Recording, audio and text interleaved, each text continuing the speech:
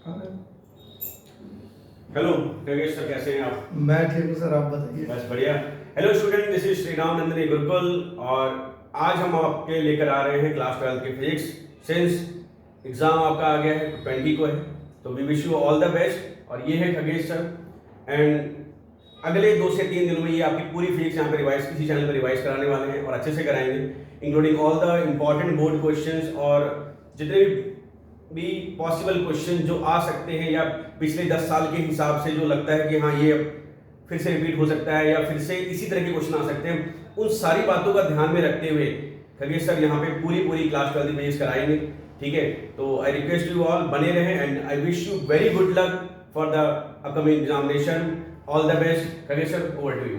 Okay, so students, आपका 20 तारीख को एग्जाम है। My name is Khagesh and I am here to teach you the physics. Not teach you, I am trying to कि आप जो है क्वेश्चंस एग्जाम में कर पाओ। जो भी आपके एग्जाम में क्वेश्चन आते हैं, 2025 का पेपर आप सबने देखा होगा फिजिक्स का, है ना। तो अलग अलग ओपिनियन था पब्लिक का कि किसी ने बोला टफ है, किसी ने बोला इजी है। तो what ever is the situation, I am trying कि आप जब एग्जाम में जाओ तो जो भी टॉपिक हमने यहाँ पढ़ाया है, अगर उसका न्यूमेरिकल डेरिवेशन या ग्राफ रिलेटेड कोई भी सवाल एग्जाम में आता है तो आप उसको इजीली सॉल्व कर पाओ। ठीक है, तो हम और आप इस टारगेट के साथ स्टार्ट कर रहे हैं। एंड जहाँ तक सवाल है मेरे इंट्रोडक्शन का, तो मैंने इलेक्ट्रिकल इंजीनियरिंग में ग्रेजुएशन परस्यू किया हुआ है और उसके बाद मैंने पोस्ट ग्रेजुएशन किया। After qualifying the GATE examination I complete my post graduation in nanoscience and nanotechnology. I completed my degree from the Jamia Millia Islamia Central Government University, and then after that मैंने कुछ दिन तक, उसके पहले मैंने post graduation के पहले मैंने कुछ समय के लिए एज असिस्टेंट इंजीनियर भी वर्क किया हुआ है गवर्नमेंट में।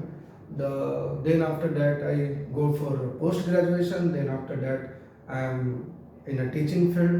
एंड चूँकि टीचिंग को मैं ज़्यादा इन्जॉय कर पाता हूँ, इसलिए मैं अब इस फील्ड में काम कर रहा हूँ।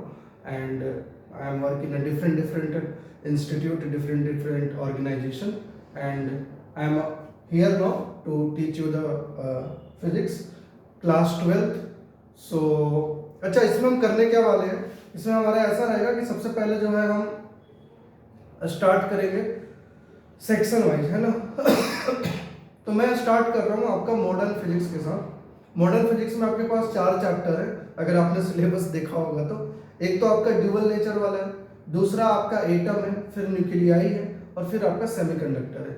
ठीक है, ये सब मिला करके 12 to 15 मार्क्स के अराउंड है। तो आउट ऑफ 70 परसेंट के हिसाब से आप देखोगे तो 18 to 22% क्वेश्चन जो है यहाँ से एग्जाम में आते हैं।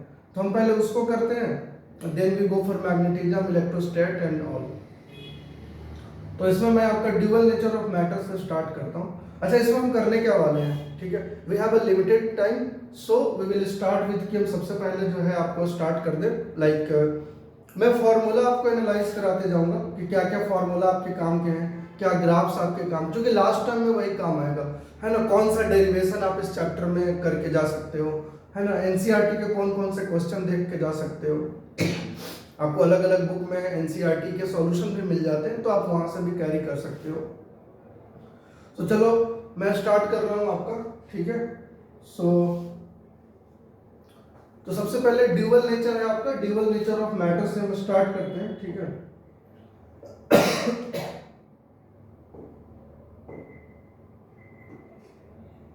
So let's start dual nature of matter.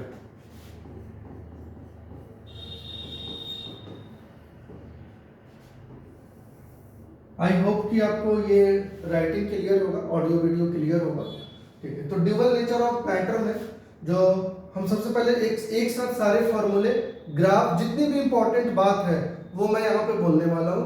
आप बस ध्यान से सुनते जाना और क्लास के बाद आप उससे related directly you can jump to the PYQ और you can jump to the good question of NCERT. तो आपसे क्वेश्चन सॉल्व होने लगेंगे, ठीक है। आप कमेंट में जाके बता भी सकते हो मुझे कि आपके क्वेश्चन सॉल्व हो रहे हैं, नहीं हो रहे हैं। तो अभी तक आपको क्या आता है, नहीं आता है, आता है तो बहुत अच्छी बात है। जिनको कुछ भी नहीं आता है उनसे अब सवाल बनने लगेंगे। मैं फिर से बोल रहा हूँ, आपको फिजिक्स कितनी आती है नहीं आती है वो इम्पोर्टेंट नहीं है अभी के लिए। अभी स्टूडेंट पॉइंट ऑफ व्यू से आपके लिए ये इंपॉर्टेंट है कि आपसे एग्जाम में सवाल बन रहे हैं या नहीं, ठीक है। मेरा भी फोकस उसी बात पे है कि सवाल बनना चाहिए, ठीक है। अगर आपसे एग्जाम में सवाल बन रहे हैं वही आपका टारगेट होना चाहिए फिलहाल के लिए। तो सबसे पहले let's start with the discussion. अच्छा, तो मैं आप कॉपी पेन ले करके बैठो, है ना, और साथ में आप जो है नोट करते जाओ। थोड़ा सा गले में प्रॉब्लम है तो उसके लिए आई एम सॉरी, ठीक है। तो सबसे पहले let's start with the energy of photon. तो पहला है आपका एनर्जी ऑफ फोटोन, ठीक है। तो फोटोन की एनर्जी का फॉर्मूला क्या होता है? सबसे पहले बेसिक बात, E equal to H into nu, जहाँ पे एच प्लैंक्स कांस्टेंट है और न्यू आपका क्या है? फ्रीक्वेंसी है। किसका? जो भी आप लाइट रे इंसिडेंट कर रहे हो मेटल के सरफेस पे, जो भी आप लाइट रे इंसिडेंट कर रहे हो मेटल के सरफेस पे, उसकी फ्रीक्वेंसी। और ये क्या है? एच क्या है आपका? प्लैंक्स कांस्टेंट है, और ई एनर्जी है। इतना बात क्लियर है? अच्छा, इसको आप ऐसे भी लिख सकते हो एच सी बाई लैम्डा। क्यों लिख सकते हो? क्योंकि न्यू इक्वल टू क्या होता है? सी बाई लैम्डा, ठीक है। तो ये आप कैरी कर सकते हो। उसके बाद अच्छा, प्लैंक्स कांस्टेंट की वैल्यू आई होप कि सबको पता होगा, 6.62 × 10⁻⁻³ जूल सेकंड, ठीक है।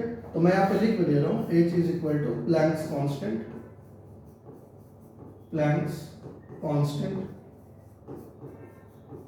और इनकी वैल्यू कितनी होती है? इसकी वैल्यू होती है 6.62 × 10⁻⁻34 जूल सेकंड। ठीक बात है यहाँ तक? ओके। सो नाउ अच्छा, कोई अगर भूल जाता है, अच्छा प्लैंक्स कांस्टेंट की जो यूनिट है इस पर भी सवाल पूछा जाता है। तो अगर मान लो कोई भूल जाता है कि एच की यूनिट क्या थी, तो E by new energy joule में है, और ये आपका क्या है? 1 by new is the time period, और उसका क्या होता है यूनिट? टाइम पीरियड सेकंड में। तो ये कितना हो गया? Joule into second. तो इसको ध्यान रखेंगे।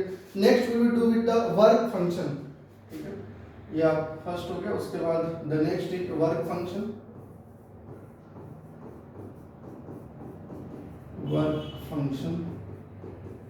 अगर आप देखोगे तो अलग अलग मेटल का अलग अलग वर्क फंक्शन है, राइट? अलग अलग मेटल का अलग अलग वर्क फंक्शन है। तो यहाँ पे वर्क फंक्शन W कितना हो जाएगा? W और 5, कहीं कहीं बुक में W से लिखता है, कहीं कहीं बुक में 5 से लिखता है। तो इसकी वैल्यू हो जाती है H into nu not. H into nu not. Nu not क्या है? न्यू नॉट को we can call the threshold frequency.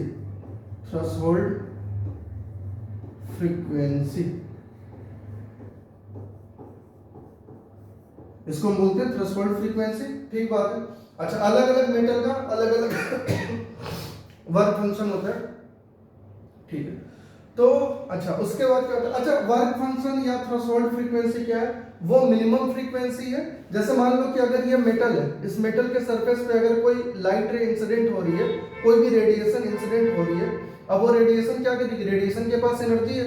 वो एनर्जी जब मेटल के सरफेस को हिट करेगा तो उसके अंदर जो अवेलेबल इलेक्ट्रॉन्स है, वो इलेक्ट्रॉन को कहाँ लाएगा? मेटल के सरफेस पे। और जब वो इलेक्ट्रॉन बाहर आती है तो वह मैक्सिमम काइनेटिक एनर्जी के साथ बाहर आती है और फिर वो आगे कैरी करती है।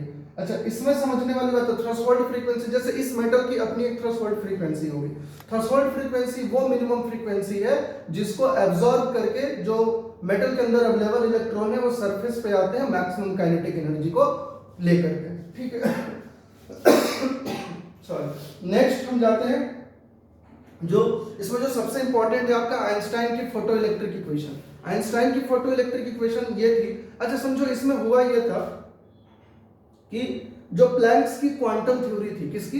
प्लैंक्स की जो क्वांटम थ्योरी थी उसमें ये बोला गया था कि अगर जैसे मान लो ये मेटल का सरफेस है, तो अगर इससे कोई भी लाइट रे इंसिडेंट करती है तो वो लाइट रेडिएशन के पास क्या होता है? देयर आर सो मेनी छोटे छोटे पैकेट्स ऑफ एनर्जी हैं उसके पास। किसके पास? जैसे मान लो कोई लाइट रे इंसिडेंट कर रही है, तो वो हम ऐसा समझ के चलते हैं कि जो लाइट रे है उसके पास छोटे छोटे पैकेट्स ऑफ एनर्जी है, और उस छोटे पैकेट ऑफ एनर्जी को हम क्या बोलते हैं? क्वांटा बोलते हैं। क्वांटा या quantum means discrete form of energy, है ना। Discrete form of energy is called a quanta और क्वांटम। जब उस पे वो हिट करता है किसी एनर्जी के साथ, मान लो वो एनर्जी है E equal to H nu, photon की कितनी एनर्जी है एच न्यू, इतनी एनर्जी के साथ जब वो हिट करेगा मेटल के सरफेस को तो वो दो पार्ट में बाइफरकेट हो जाता है। एक टर्म, एक जो है आपका क्या करता है, मैक्सिमम काइनेटिक एनर्जी एब्जॉर्ब करके ले करके मेटल के सरफेस पे आता है, मूव करता है, और दूसरा दूसरा क्या करता है, उसको वर्क फंक्शन प्रोवाइड करता है। जो दूसरा वाला है उसको वर्क फंक्शन प्रोवाइड कराता है। तो अच्छा, यहां तक तो हमने देख लिया। अब तो तीसरा, तो यहीं पे आपका आता है आइंस्टाइन की फोटो इलेक्ट्रिक इक्वेशन। अच्छा, इस पूरे चैप्टर में ना एक ही डेरिवेशन है, वो है कौन सा, आइंस्टाइन की फोटो इलेक्ट्रिक इक्वेशन वाली, वो मैं करा दूंगा, उसके लिए टेंशन नहीं लेना है, ठीक है। तो जो थर्ड है आपका, the third one is Einstein की फोटो इलेक्ट्रिक इक्वेशन। तो दिस फोटो इलेक्ट्रिक इक्वेशन,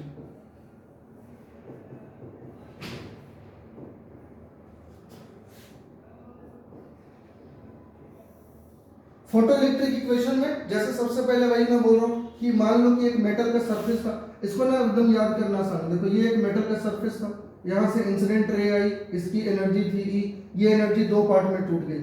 एक तो इस फोटोन ने क्या किया, इस मेटल के सरफेस को वर्क फंक्शन प्रोवाइड कराने में चला गया W, और एक ये काइनेटिक एनर्जी लेकर के इलेक्ट्रॉन यहाँ का बाहर हो गया, है बात कि नहीं। अच्छा, तो इतना इस यहाँ से तुम क्या लिख सकते हो कि E जो है वो दो पार्ट में टूट गई, किसमें किसमें टूट गया, K में और W में। इतना बात क्लियर है। तो हम इसको टोटल कैसे लिख सकते हैं, वी कैन राइट डाउन कि E is equal to K plus W, इसी में तो ब्रेक हुआ है, एनर्जी किसमें ब्रेक हुई है, K प्लस W में। अच्छा ठीक है, लेकिन हमको काइनेटिक एनर्जी चाहिए कि कितना एनर्जी ले करके वो इलेक्ट्रॉन जो है मेटल के सरफेस से बाहर आया और फिर वो आगे गया। अच्छा देखो, इसमें क्या बहुत सारे इलेक्ट्रॉन है, कुछ इलेक्ट्रॉन यहाँ बैठा होगा, कुछ यहाँ बैठा होगा, कुछ यहाँ और कुछ यहाँ। तो सबसे पहले कौन सा इलेक्ट्रॉन बाहर आएगा, ऑब्वियसली जो मेटल सरफेस के ठीक नीचे होगा, फिर ये वाला, फिर ये वाला, फिर ये वाला। अच्छा, सबसे जो बॉटम मोस्ट में इलेक्ट्रॉन बैठा है उसको बाहर खींच करके लाने के लिए ज्यादा एनर्जी की रिक्वायरमेंट होगी। ओके, तो E equal to K plus W। लेकिन यहां से अगर मुझे K को देखना है तो K कितना हो जाएगा, K इक्वल टू, यहां से आप निकाल सकते हो, तो K equal to E minus W। So K is equal to E minus W, और यहाँ पे जो K है वो क्या है बेटा, मैक्सिमम काइनेटिक एनर्जी है, तो K max is equal to E minus W। अच्छा, E को हम कितना बोलते थे, h न्यू, तो E की जगह आपने रख दिया h न्यू, माइनस W क्या है, वर्क फंक्शन है, या कई जगह बुक में 5 भी लिखते हैं, इसकी वैल्यू कितनी है, h न्यू नॉट, ये कितना हो गया, h न्यू नॉट। तो K equal to E minus W कह लो, या h nu minus h nu not कह लो, एक ही बात है। अच्छा, nu equal to C by lambda, इसी में अगर इंप्लीमेंट कर दोगे तो nu equal to C by lambda रखोगे तो hc जो है वो बाहर आ जाएगा कॉमन, तो hc into 1 by lambda minus 1 by lambda not. ठीक है, तो अब आप देखो कई बार क्या होगा कि आपको इस वाले फॉर्मेट में मिल सकता है, पहला वाला K equal to E minus W पे, कई बार h nu minus h nu not use करना पड़ सकता है, कई बार hc into 1 by lambda minus 1 by lambda not को यूज करना पड़ सकता है। उसके बाद द फोर्थ वन इज, जो कि सबसे इंपॉर्टेंट है, the fourth one is the stopping potential. The fourth one is the stopping potential.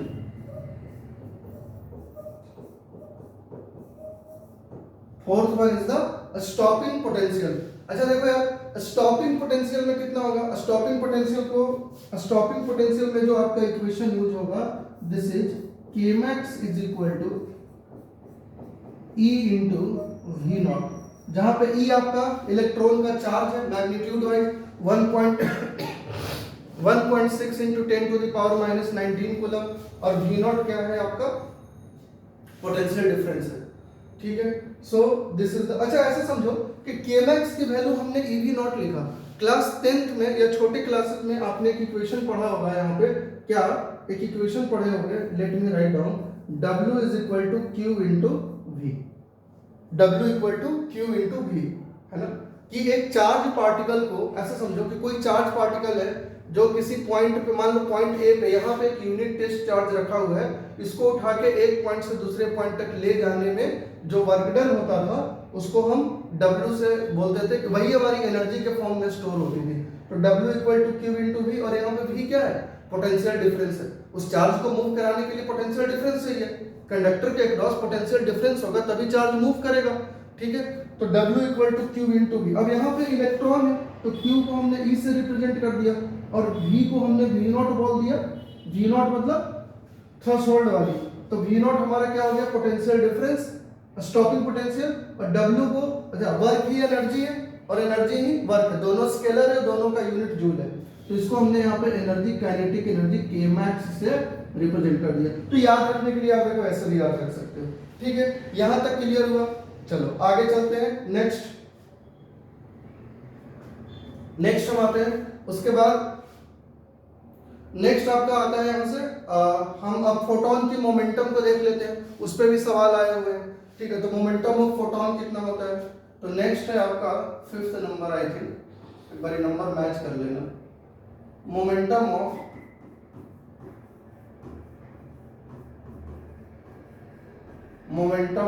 Photon. Momentum of photon का क्या इक्वेशन होता है, momentum of photon, momentum is mass into velocity से हम जनरली देखते हैं। तो यहाँ पर मोमेंटम ऑफ फोटोन आपका हो जाता है एनर्जी के टर्म्स में P equal to E by C, जहाँ पे E आपका एनर्जी है और C आपका स्पीड ऑफ लाइट है वैक्यूम में 3 into 10 to the power 8 metre per second. तो C की वैल्यू सबको याद होगी, 3 into 10 to the power 8 metre per second. और E आपकी है यहाँ पे एनर्जी ऑफ फोटोन है, और फोटोन की एनर्जी कितनी होती है, hν। ठीक बात है यहां तक। चलो तो यहां से ये वाले क्वेश्चन भी आप निकाल सकते हैं, इस पर भी क्वेश्चन आया हुआ है। फिर ये भी क्वेश्चन एग्जाम में पूछा हुआ है कि अगर फोटोन मूव कर रहा है, मान लो कोई फोटोन है वो मूव कर रहा है, ठीक है। तो जब फोटोन मूव कर रहा है तो जो मूविंग मास है फोटोन का उसको कैसे कैलकुलेट करते हैं, how can we calculate the moving mass of photon. Moving mass of photon. तो मूविंग मास ऑफ फोटोन अगर आपको एग्जाम में निकालना है तो आप यूज कर सकते हो moving mass m is equal to, किसका निकाल है, फोटोन का मूविंग मास, करेक्ट। तो m is equal to hν energy divided by c square, again c is the speed of light. यार देखो मैं फिर से बोल रहा हूं कि अभी जो आपके पास 20 को तो आपका पेपर ही है, आज 15 है, तो मैं आपको फिर से बोल रहा हूं, मैं यहाँ पे आपको फिजिक्स नहीं सिखा रहा हूं, मैं फिर से बोल रहा हूं कि मैं आपको फिजिक्स सिखाने की कोशिश अभी नहीं कर रहा हूं। हाँ, इसके बाद जो लोग 11th से 12th में आएंगे, है ना, या जो लोग 10th से 11th में आएंगे, है ना, वो जब रेगुलर क्लासेस में आएंगे, है ना, जब आप रेगुलर क्लासेस में आओगे यहाँ पे तो आपको क्या मिलेगा तो हम कन्वेंशनली पूरा सिलेबस को पढ़ते हैं। जब हम कन्वेंशनली सिलेबस को पढ़ते हैं तो बिल्कुल भी start from the zero and go to the advance level, ठीक है। एडवांस से मेरा मतलब है मैं जेई एडवांस की बात कर रहा हूँ, तो हम उस लेवल पे कैरी करते हैं। बात समझ में आ रहा है, ठीक है। लेकिन अभी उतना समय नहीं है, तो अभी मैं सिर्फ वो बता दे रहा हूँ कि आप क्या पढ़ के चले जाओगे तो आपका क्वेश्चन सॉल्व हो जाएगा एग्जाम में।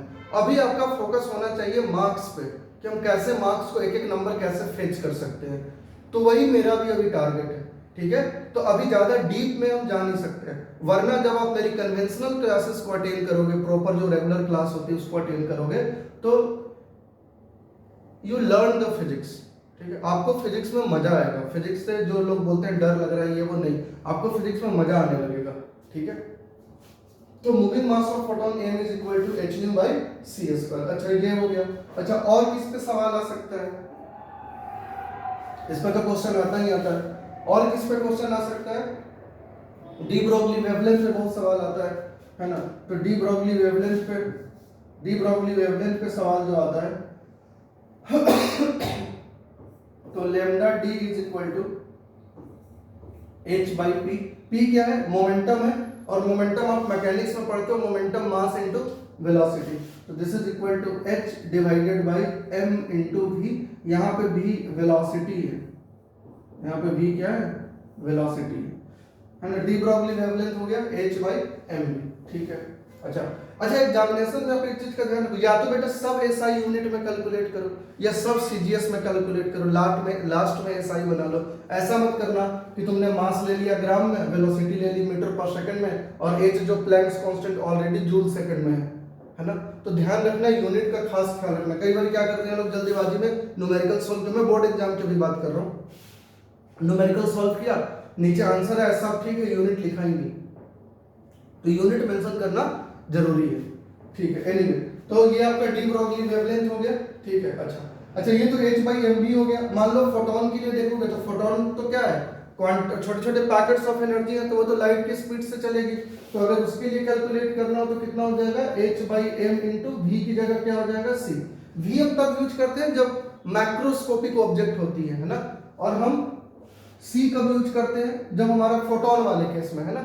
तो अभी इसमें एक चीज ये भी आता है, मैं यहाँ पे बोल दूं, नहीं बहुत लोग बाद में ये बोलेंगे कि ऐसे कैसे बोल दिया भाई, यहाँ पे ये भी बोल दूं कि जो डी ब्रोगली वेवलेंथ है मैटर वेव, उसमें ये बोला गया था कि अगर जैसे मान लो कोई पार्टिकल है, तो उसमें ये बोला डी ब्रोगली ने ये बोला था कि अगर कोई पार्टिकल मूव कर रहा है ना, तो उसके पास वेव, मतलब वेव के फॉर्म में भी मूव कर रहा है, और उसके पास क्या है, अपनी एनर्जी भी है।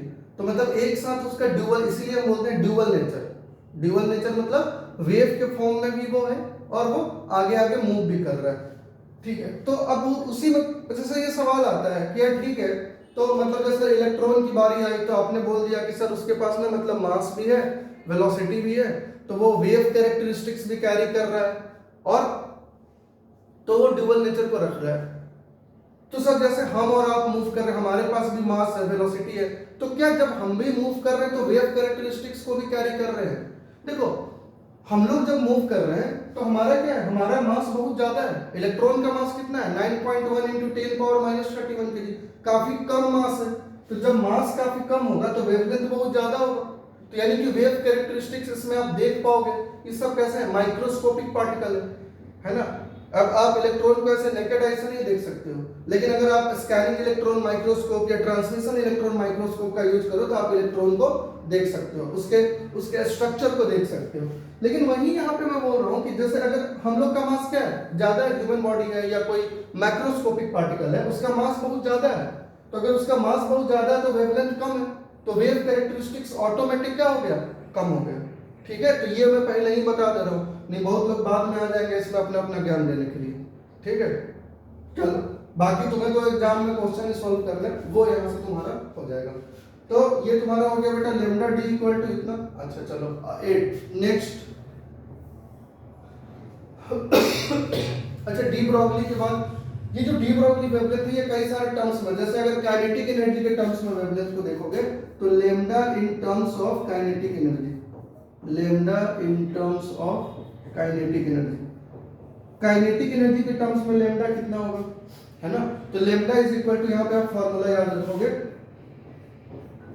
Lambda is equal to h by √2 mk। k is the kinetic energy, k is equal to kinetic energy, lambda is equal to h by √2 mk, ठीक है। अच्छा, अब ऐसा भी हो सकता है, एक सवाल इसमें ये भी आता है कि जब एनर्जी जो है तुम्हारा वो वर्क डन के फॉर्म में, मतलब एनर्जी इज वर्क और वर्क इज एनर्जी, ठीक है। इस बात को मैं बहुत ही आराम से बोल सकता हूँ, मुझे कोई इसमें टेंशन नहीं है बोलने में। क्योंकि देखो, अगर तुम कोई भी वर्क करते हो ना, उसको करने में जो तुमने खा पी करके एनर्जी स्टोर किया है, वो एनर्जी किसमें कंज्यूम होगी, उस काम को करने में। जब मैं मैकेनिक्स पढ़ाता हूँ, बहुत आराम से इस पे बहुत सारे कॉन्सेप्ट और बहुत सारे अच्छे अच्छे सवाल मैं इस पे करवाता हूँ क्लास में, ठीक है, खास करके जेई वाले बैच में। तो lambda in terms of kinetic energy, lambda is equal to h by √2 mk, k इज काइनेटिक एनर्जी। फिर उसके बाद नेक्स्ट है आपका 9th में आपको क्या बोलते हैं कि जैसे मान लो हम ये वाला देख ले कि डी ब्रोगली वेवलेंथ ही निकालना है, लेकिन मान लो कि कोई इलेक्ट्रॉन है, एक कंडक्टर है, उसको हमने बैटरी वगैरह से, मतलब मेटालिक वायर और बैटरी से कनेक्ट किया, स्विच को ऑन किया, इलेक्ट्रिक फील्ड स्टैब्लिश हुई, और उसके बाद क्या हुआ, अंदर जो है इलेक्ट्रॉन फ्लो करना स्टार्ट हुआ, करंट दौड़ना स्टार्ट किया कंडक्टर के अंदर। तो नेक्स्ट जो है हमारा कि जो अंदर इलेक्ट्रॉन है हमारा, तो वेवलेंथ ऑफ दैट इलेक्ट्रॉन अगर वो v पोटेंशियल डिफरेंस की वजह से एक्सेलरेट हो रहा है तो कितनी वेवलेंथ कैरी करेगा। तो हम यहाँ पे लिख ले रहे हैं wavelength of electron which is accelerated bye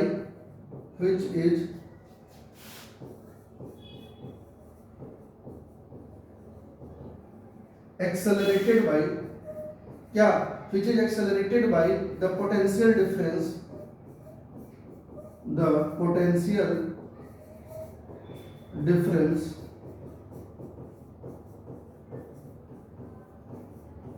which is accelerated by the potential difference v naught और v जो भी ले लो।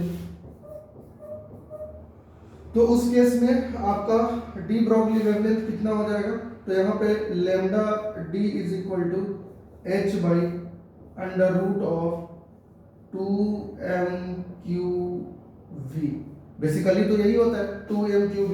अब चूंकि इलेक्ट्रॉन है तो इलेक्ट्रॉन की एनर्जी यूज कर लो। तो एक सेकेंड, तो यहाँ पे आप लिख सकते हो h by under root of 2m, q की जगह इलेक्ट्रॉन का चार्ज e है ना, और बाकी पोटेंशियल तुम भी रख सकते हो, potential difference e into v। यहाँ पे v जो है वो पोटेंशियल डिफरेंस है।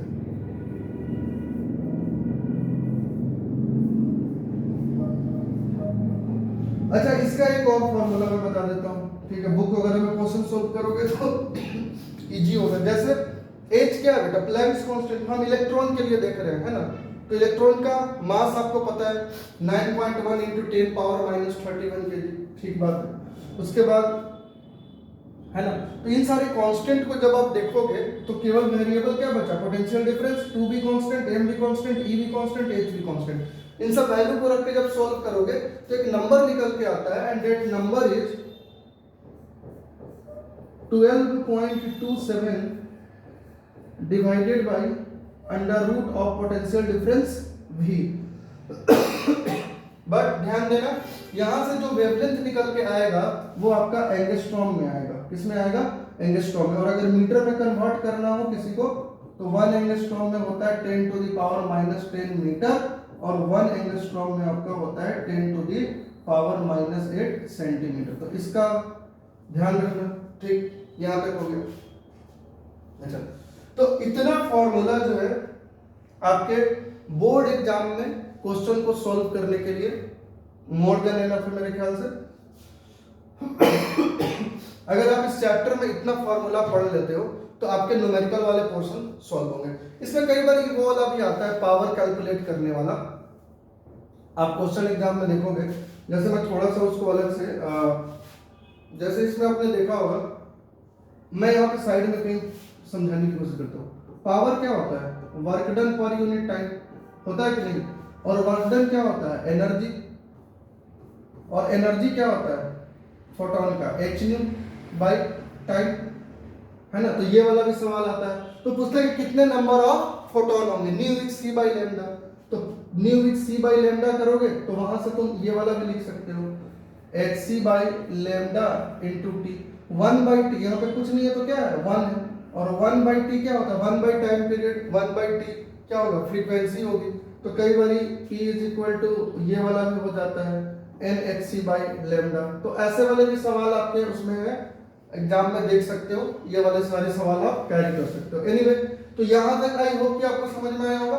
अब इसका जो दूसरा सेक्शन आता है वो ग्राफ वाले पोर्शन आते हैं। तो अब हम जाते हैं थोड़ा सा ग्राफ पे, ठीक है, चलो भाई। तो नेक्स्ट अब थोड़ा सा इस चैप्टर के हम ग्राफ को एनालाइज कर ले, ग्राफ की एनालिसिस कर ले। तो अगर आप ग्राफ को देखना चाहते हो, अगर इसके आप ग्राफ को एनालाइज करना चाहते हो तो इसमें अलग अलग ग्राफ हैं। जैसे मान लो कि एक तो तुम्हारा ये वाला ग्राफ है कि जैसे मान लो कि इंसिडेंट रेडिएशन है, मान लो ये मेटल की सरफेस है, इस पे लाइट रे इंसिडेंट हो रही है, उसकी अपनी कुछ फ्रीक्वेंसी होगी, वो फ्रीक्वेंसी को एब्जॉर्ब करता है कौन, मेटल के अंदर का इलेक्ट्रॉन, फिर वो मैक्सिमम काइनेटिक एनर्जी लेकर के बाहर आता है। तो उस फोटोन की काइनेटिक एनर्जी और जो लाइट रे इंसिडेंट हुई उसकी फ्रीक्वेंसी, ठीक है। तो frequency of incident radiation and kinetic energy of that photo electron, उसके बीच का ग्राफ कैसा है देखो, तो हम पहले देखने जा रहे हैं frequency of incident radiation, frequency of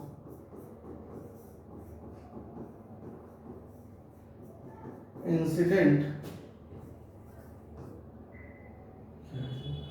frequency of incident, frequency of incident radiation versus kinetic energy of photoelectron and kinetic energy of, frequency of incident radiation and kinetic energy of that photo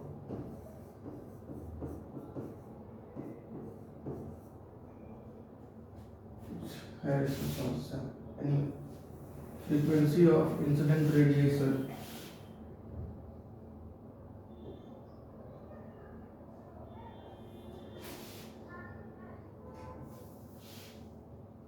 एक second है, थोड़ा सा गड़बड़ लिख है, थोड़ा ठीक करके लिखता हूँ मैं। Can we use that one, थोड़ा कम करता हूँ, वो ऐसा हो गया नहीं। चलो, frequency of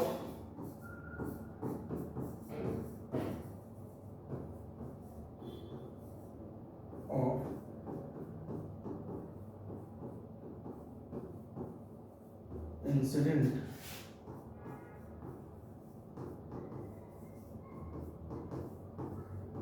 frequency of incident radiation and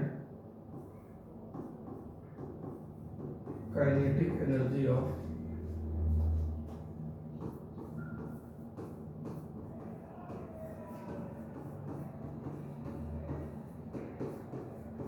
photoelectron.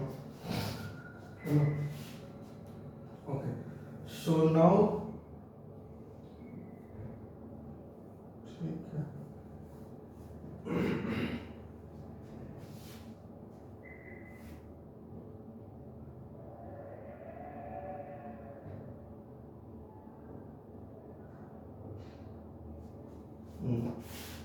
तो ये हम अभी देख रहे हैं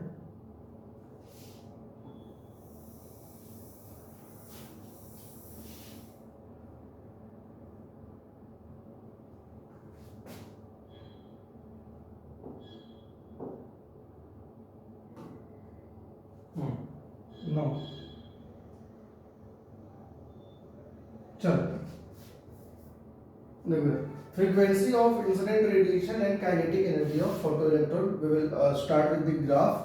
So now इसमें हम एक एक करके ग्राफ को समझने की कोशिश करेंगे। ग्राफ के सवाल भी इस चैप्टर से पूछे जाते हैं। तो सबसे पहला जो हमारा ग्राफ है वो है काइनेटिक एनर्जी और फ्रीक्वेंसी के बीच में, यानी कि फोटो इलेक्ट्रॉन की काइनेटिक एनर्जी और फ्रीक्वेंसी के बीच में। अब यहाँ पे भी देखो, आप देखोगे तो दो टाइप के ग्राफ आपको देखने को मिलेंगे, एक तब जब थ्रेशोल्ड फ्रीक्वेंसी नहीं है पिक्चर में, और एक तब जब थ्रेशोल्ड फ्रीक्वेंसी है। तो दोनों को हम देख लेते हैं। तो जो पहला है आपका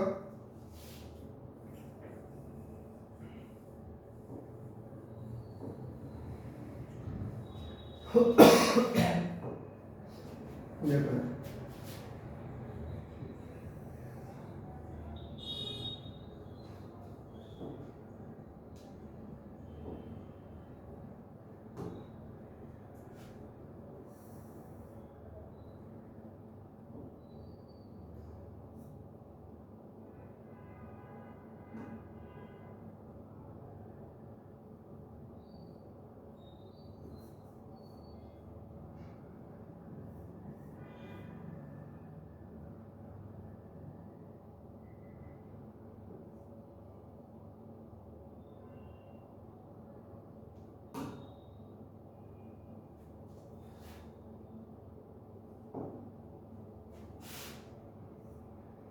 चलो, तो यहाँ पे हमारा y एक्सिस पे काइनेटिक एनर्जी है किसकी, फोटो इलेक्ट्रॉन की। मैं उसको k से लिख दे रहा हूँ, kinetic energy of photo electron, और यहाँ पे आपका फ्रीक्वेंसी है न्यू। इसके बीच में जो पहला ग्राफ है आपका, that graph is a straight line passing through origin, ठीक है।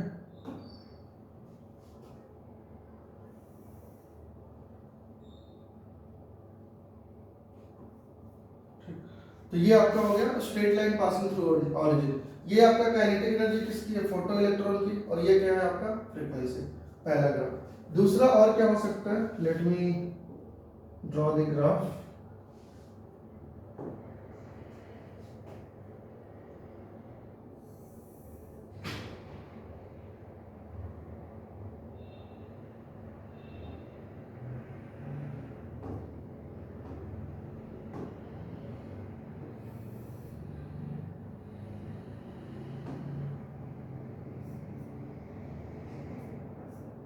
तो दूसरा वाला ग्राफ, अच्छा इसमें हम थ्रेशोल्ड फ्रीक्वेंसी को पिक्चर में ले रहे हो। तो जब थ्रेशोल्ड फ्रीक्वेंसी को ले रहे हो तो इसमें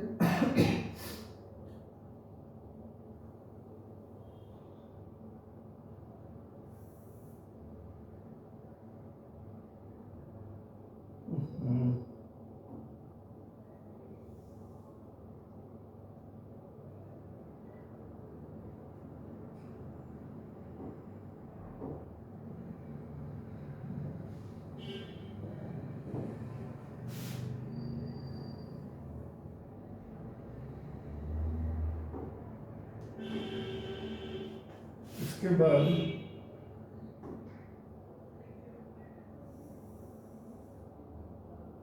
ये हो गया आपका। और इस पॉइंट पे, अच्छा इस पॉइंट पे जो आपकी फ्रीक्वेंसी होगी वो थ्रेशोल्ड होगी। तो मान लो यहाँ पे न्यू नॉट मिल रहा है आपको थ्रेशोल्ड फ्रीक्वेंसी। ये भी किसके किसके बीच में ग्राफ है? काइनेटिक एनर्जी और फ्रीक्वेंसी के बीच में, है ना। और इसमें जो न्यू नॉट है वो क्या है? Nu not equal to threshold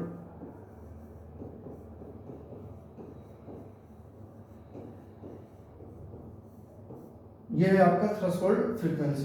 तो ये दोनों ग्राफ समझ में आना होगा। ये काइनेटिक एनर्जी की फोटो इलेक्ट्रॉन और फ्रीक्वेंसी, ये काइनेटिक एनर्जी की फोटो इलेक्ट्रॉन और फ्रीक्वेंसी, लेकिन इसके पिक्चर में थ्रेशोल्ड फ्रीक्वेंसी आ रहा है। तो ये ग्राफ ऑरिजिन से ना स्टार्ट होकर के थोड़ा आगे चला, फिर यहाँ से स्टार्ट करें, ठीक बात है। अब इसके मैं बहुत डिटेल में नहीं जा रहा हूँ कि ग्राफ ऐसा क्यों है, ठीक है। उसके लिए भाई आप सीधी सी बात है कन्वेंशनल क्लास में आइए, आपको पूरी जानकारी दी जाएगी। फिलहाल के लिए इतने से आपका जब काम एग्जाम में हो जा रहा है तभी आप उस पर फोकस करो। नेक्स्ट नेक्स्ट जो ग्राफ है आपका, next graph is intensity of, next graph is intensity वाली एक ग्राफ आती है। इसमें दो टाइप के ग्राफ इसमें भी है। एक आपका आता है intensity of incident radiation and kinetic energy of photo electron. तो देखो यार, intensity of incident radiation, intensity of incident radiation, intensity of incident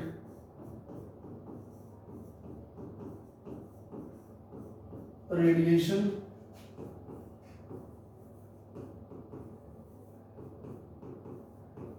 intensity of incident radiation and kinetic energy of photoelectron and kinetic energy of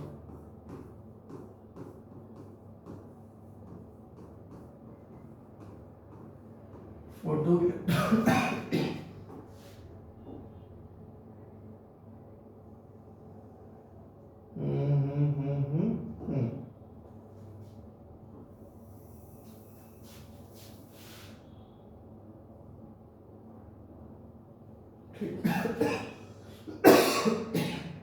चलो, तो intensity of incident radiation and kinetic energy of photo electron. देखो एक तो ये है इसमें कि kinetic energy और इंटेंसिटी के बीच में हम ग्राफ प्लॉट कर रहे हैं और हम वो देख रहे हैं कि अगर मान लो हमारा काइनेटिक एनर्जी कांस्टेंट हो गया, मतलब मान लो इंटेंसिटी एक्स एक्सिस पे बढ़ती गई लेकिन काइनेटिक एनर्जी कांस्टेंट है। जो दूसरा सॉरी दूसरा है हमारा फोटो इलेक्ट्रॉन की इंसिडेंट एनर्जी, और मतलब ये ऐसा समझो कि फोटोन के इलेक्ट्रिक करंट और इंटेंसिटी के बीच में ग्राफ। तो नॉर्मल काइनेटिक एनर्जी का जब इंटेंसिटी के साथ हम ग्राफ देखते हैं तो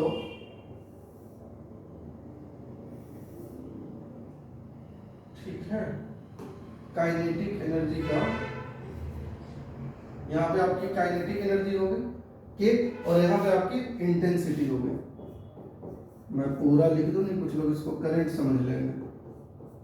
ठीक है, काइनेटिक एनर्जी और इंटेंसिटी के बीच में ग्राफ देखो, तो काइनेटिक एनर्जी और इंटेंसिटी के बीच का ग्राफ जो है आपको मिलेगा पैरेलल टू एक्स एक्सिस।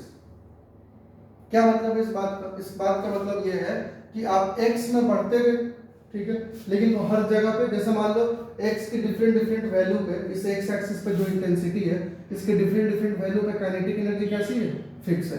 तो यानी कि काइनेटिक एनर्जी और इंटेंसिटी के इस वाले ग्राफ से ये पता चला कि जो इलेक्ट्रॉन की जो काइनेटिक एनर्जी है ना, वो कैसी है?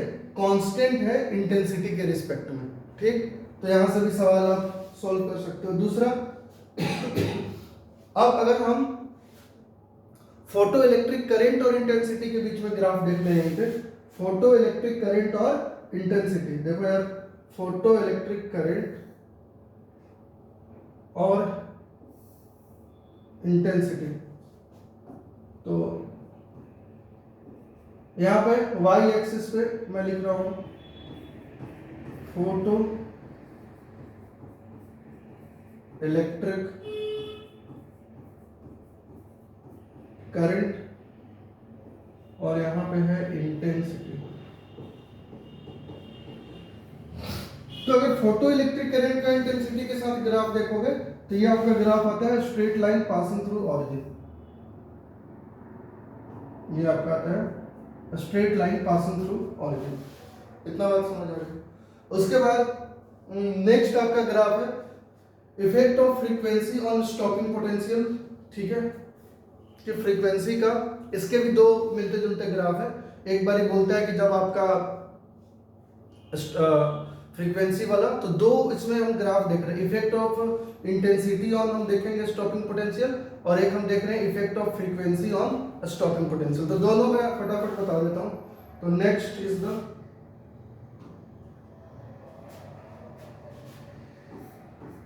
नेक्स्ट है आपका effect of incident radiation, effect of frequency on stopping potential. ठीक है, फ्रीक्वेंसी का स्टॉपिंग, अभी मैं ये भी समझा दूंगा स्टॉपिंग पोटेंशियल है क्या, तो उसके लिए परेशान नहीं होना है। देखो पहले effect of stopping potential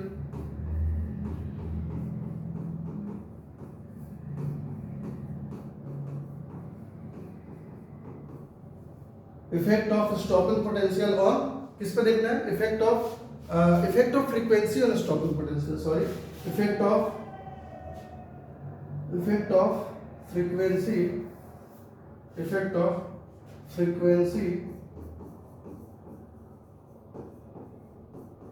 on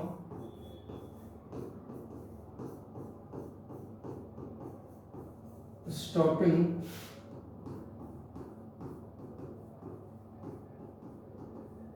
potential. चलो, तो let me do that. Effect of frequency on stopping potential. तो यार देखो, इसमें ना मतलब हमें फ्रीक्वेंसी का इफेक्ट स्टॉपिंग पोटेंशियल पे कैसा है वो देखना है। तो लेट मी स्टार्ट। तो इसमें देखो, सबसे पहली चीज, इसमें हम दो चीज को समझने जा रहे हैं। एक तो हम ये देख रहे हैं कि जब हमारा, तो इसमें देखो इफेक्ट क्या देखने को मिलेगा, जब आप ग्राफ देखोगे तो आपको ये देखने को मिलेगा कि यार इंटेंसिटी जो है ना, रेडिएशन की जो इंटेंसिटी है वो सेम है, बट जो फ्रीक्वेंसी है वो डिफरेंट है। फ्रीक्वेंसी क्या है? डिफरेंट है। तो फ्रीक्वेंसी का इफेक्ट क्या मिला स्टॉपिंग पोटेंशियल पे? तो पहले ग्राफ देख लेते हैं, ग्राफ से जो एनालिसिस आएगा उसको हम लिख लेंगे। तो पहले आप ग्राफ देख लो एक बार। So let me draw the graph. अच्छा, इसमें अच्छा चलो कोई नहीं, पहले मैं इसी में ड्रॉ कर दे रहा हूँ।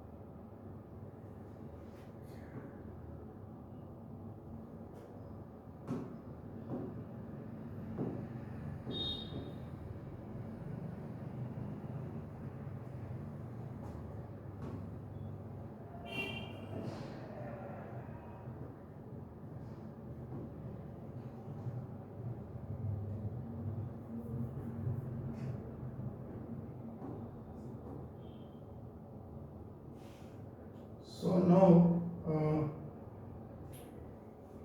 ठीक है, तो इसको हम देखते हैं कैसे कर सकते हैं। चलो नाउ तो हमें यहाँ पे देखना है फ्रीक्वेंसी ऑन स्टॉपिंग पोटेंशियल। ठीक है, तो late me draw the graph.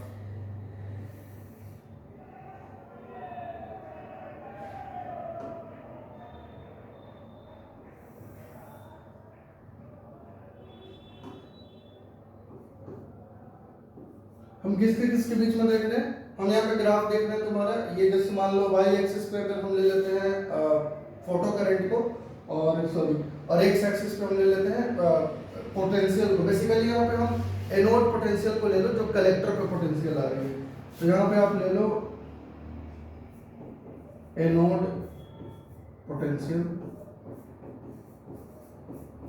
कई जगह बुक वगैरह पढ़ोगे तो कलेक्टर पोटेंशियल भी होता है, जैसे मान लो एनोड और कैथोड दो प्लेट है, तो एनोड पे तुम्हारा क्या होता है, एनोड पे ज्यादातर इलेक्ट्रॉन कलेक्ट हो रहे हैं, कैथोड पे एनोड पे ऑक्सीडेशन हो रही है, कैथोड पे रिडक्शन हो रही है। तो एनोड पे तुम्हारा इसको हम कलेक्टर पोटेंशियल भी बोलते हैं और एनोड पोटेंशियल भी, एक ही बात है, चाहे एनोड पोटेंशियल बोलो या कलेक्टर पोटेंशियल बोलो। आप जब क्वेश्चन सॉल्व करोगे तो कई जगह आपको सैंपल पेपर में कलेक्टर पोटेंशियल दिया रहेगा, वो जस्ट कंफ्यूज करने के लिए, बाकी कुछ नहीं है। तो अगर इसका ग्राफ देखोगे तो कैसे ग्राफ हम ड्रॉ कर सकते हैं? अच्छा, इस पे तुम्हारा क्या है, यहाँ पे फोटो करंट है, ठीक बात है। तो इसमें आपको ये देखने को मिलता है कि इंटेंसिटी सेम रह रही है बट फ्रीक्वेंसी डिफरेंट है। अभी हम देखेंगे इसको। तो यहाँ पे मान लो आपका फोटो करंट है वाई एक्सिस पे, तो इसमें जो ग्राफ है आपका, तो अलग अलग फ्रीक्वेंसी पे अलग अलग जो फ्रीक्वेंसी है, अलग अलग स्टॉपिंग पोटेंशियल है, और आपका उन सब के लिए इंटेंसिटी क्या है, इंटेंसिटी क्या है, फिक्स है। तो मान लो यहाँ से ग्राफ हमने स्टार्ट किया, थोड़ा सा इसको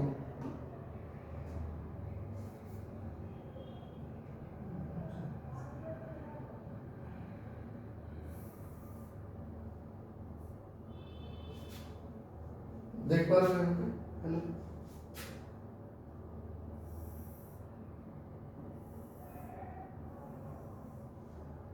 इस टाइप से, है ना? तो मान लो इस जगह पे V01 है, V02 है, V03 है। फ्रीक्वेंसी को अगर हम देखें तो यहाँ पे ν1 है, ν2 है और ν3 है। तो इन सब जगह का देखोगे तो इन सबका इंटेंसिटी क्या है, सेम है। तो यहाँ पे इंटेंसिटी कैसा है,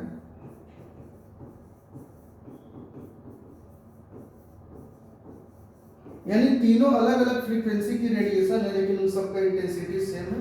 इस पे आपका फोटो करंट है। तो यहां से इफेक्ट को अगर हम देखें तो यहां से इफेक्ट हमको क्या देखने को मिला, यहां से इफेक्ट ये मिला,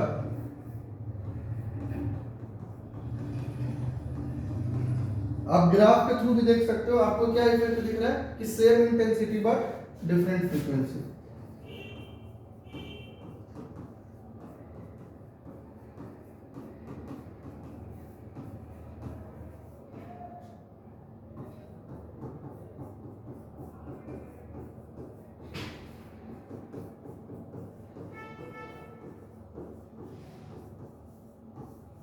सेम इंटेंसिटी है लेकिन फ्रीक्वेंसी यहाँ पे डिफरेंट है। तो ये वाला एक हो गया, ठीक है।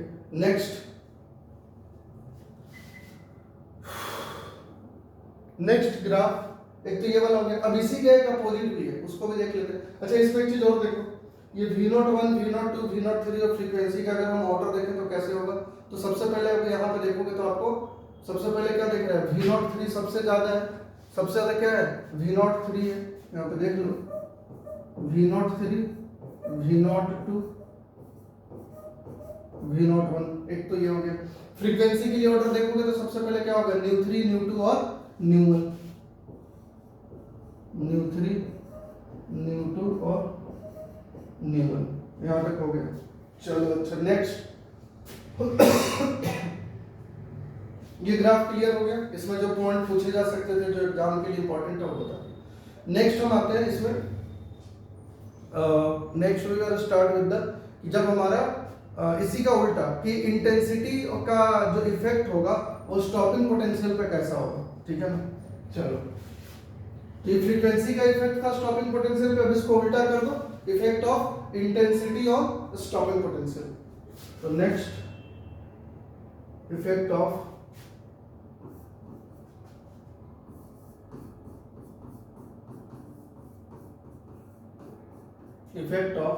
क्या, effect of intensity on stopping potential, effect of intensity on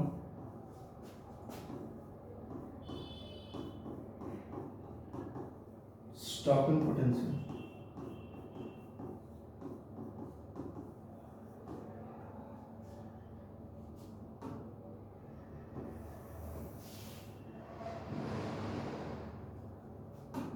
चलो, effect of intensity on stopping potential. तो उसके लिए वी विल स्टार्ट विथ कि हम इसके ग्राफ को देख लें, है ना।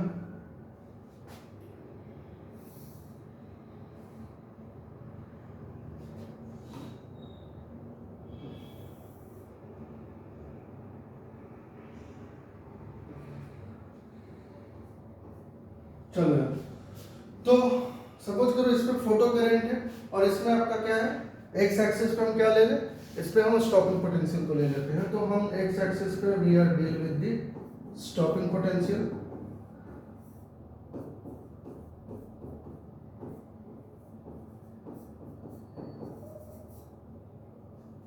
और इस पे हम क्या ले लें, इस पे हम ले लेते हैं फोटो करंट, है ना। वाई एक्सिस पे हमारा फोटो करंट,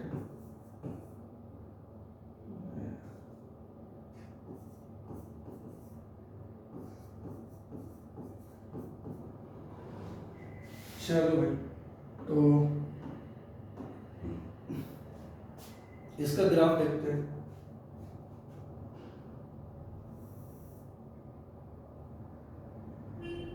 देखो, ये मान लो इसका रिवर्स में पोटेंशियल, स्टॉपिंग पोटेंशियल नेगेटिव में मान लो ये वैल्यू है V not, stopping potential V not मान लिया हमने, ठीक है।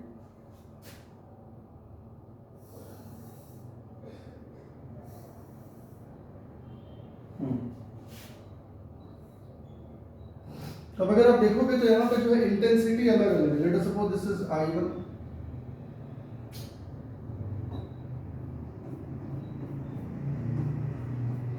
I2 और I3, ठीक है ना, ये है आपका। तो यहाँ से ये देखने को मिल रहा है कि अगर आप इंटेंसिटी का देखोगे तो सबसे ज्यादा I3 है, फिर I2 है और फिर I1 है। सबसे ज्यादा I3, फिर I2 और फिर I1, ठीक है, इतना चीज ओके। तो ये आपका एक ग्राफ रहा। तो यहाँ पे आपको क्या देखने को मिला कि जो हमारा स्टॉपिंग पोटेंशियल है ना, और फोटो करंट के बीच में जो ग्राफ है, ठीक है, तो ये इंटेंसिटी से क्या है तुम्हारा, इंटेंसिटी से इंडिपेंडेंट, ठीक है। तो यानी कि जो स्टॉपिंग पोटेंशियल है आपका, that stopping potential is independent of what, independent of intensity. तो यहाँ पे आप देख सकते हो, ऐसा मैं लिख दे रहा हूँ, इंडिपेंडेंट ऑफ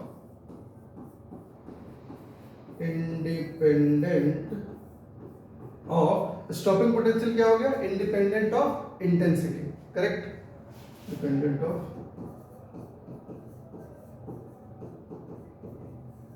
इंटेंसिटी। चलो, इन सब के लिए V नॉट कैसा था, सेम था। इतना बात क्लियर हो गया। नेक्स्ट, अब इसका जो तीसरा सेक्शन है यहां तक हो गया। नाउ अब हम थोड़ा आगे चलते हैं। नेक्स्ट, इसका जो नेक्स्ट सेक्शन है आपका, इसमें दो टाइप के ग्राफ और एग्जाम में आपको पूछे जाते हैं। एक तो है आपका relation between cut off potential, stopping potential, ये थ्रेशोल्ड फ्रीक्वेंसी, इंसिडेंट फ्रीक्वेंसी।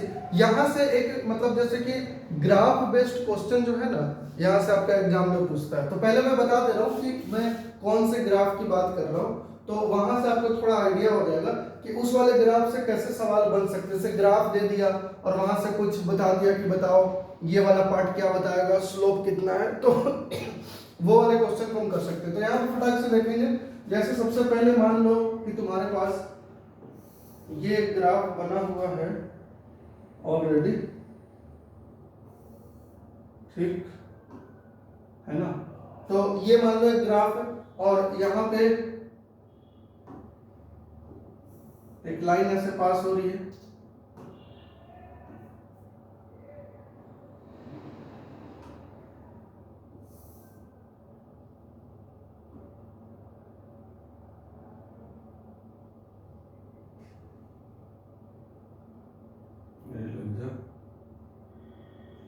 चलो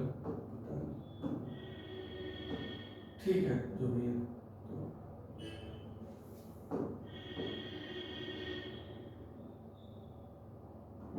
तो यहाँ पे ये आपका है, चलो तो यहाँ पे हम ये ग्राफ जो है प्लॉट कर रहे हैं यहाँ पे। अरे यार क्या है ये?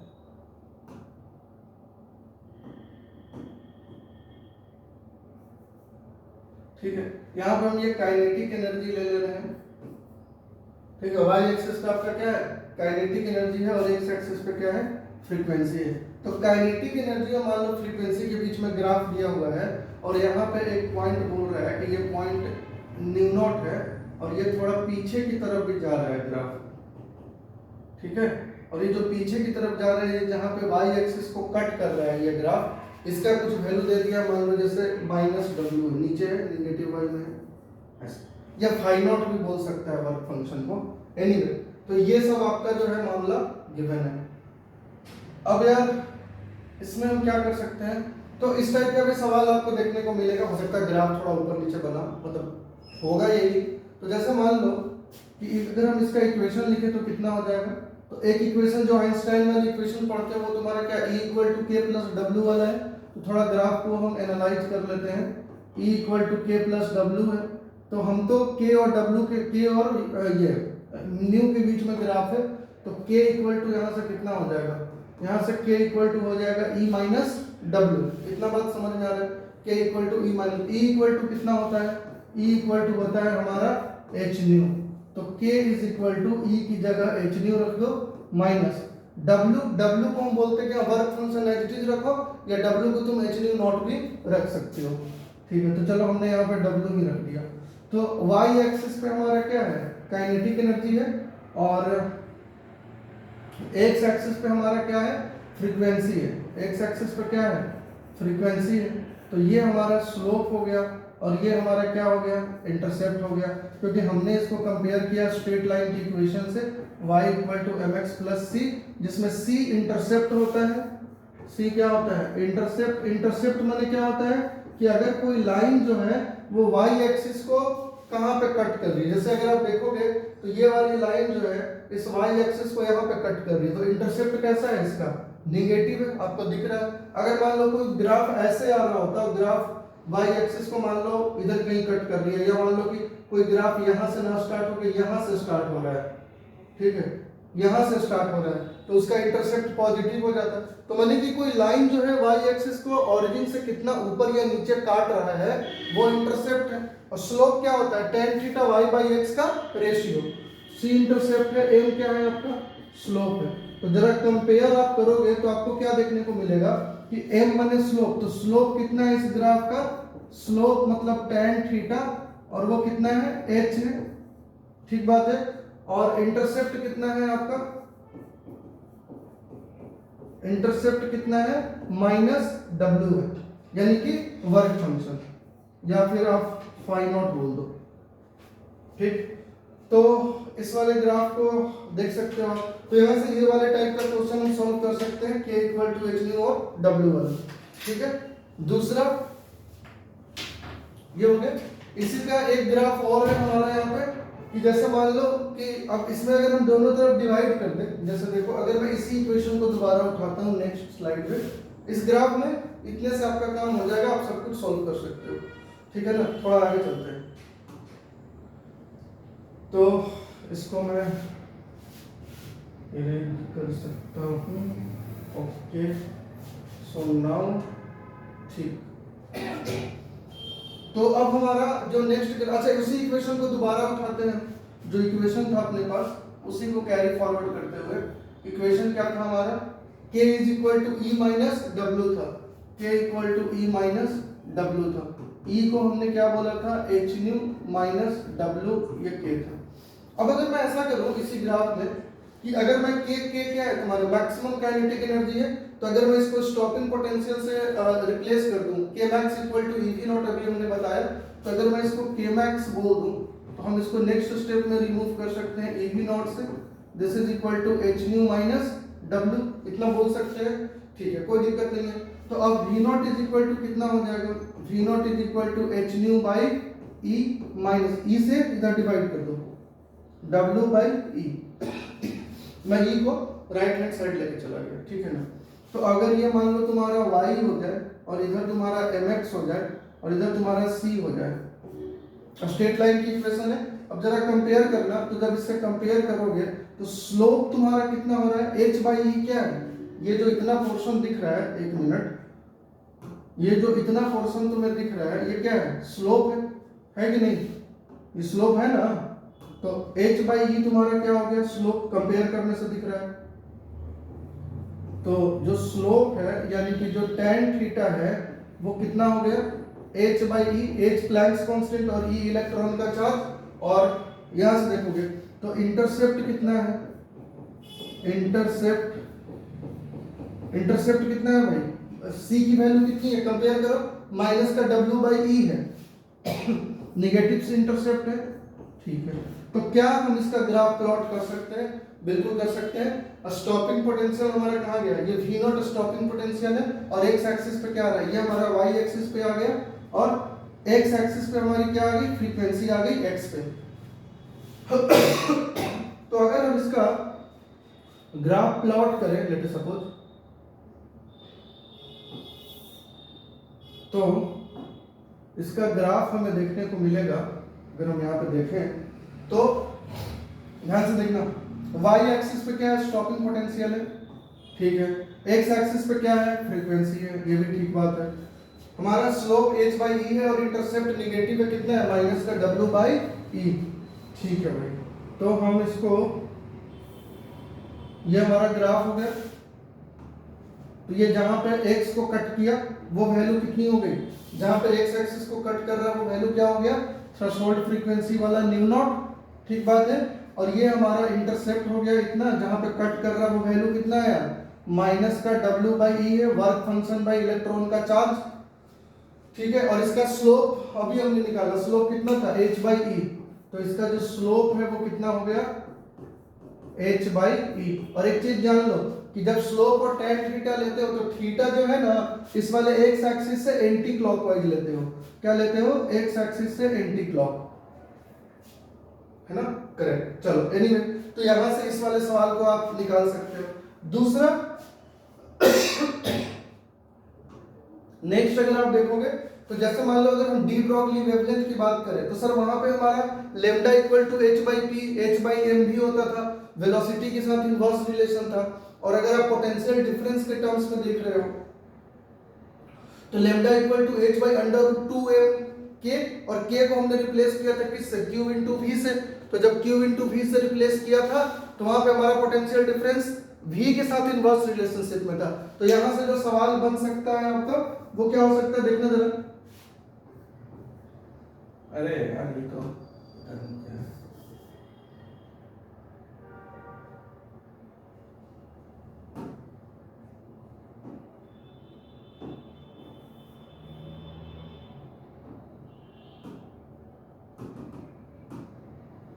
है, चलो तो हम यहाँ पे देखते हैं नेक्स्ट चीज जो है, नेक्स्ट क्या था हमारा, हाँ जैसे मान लो कि अगर तुम्हारा मैं इस तरीके से ग्राफ, सॉरी, अगर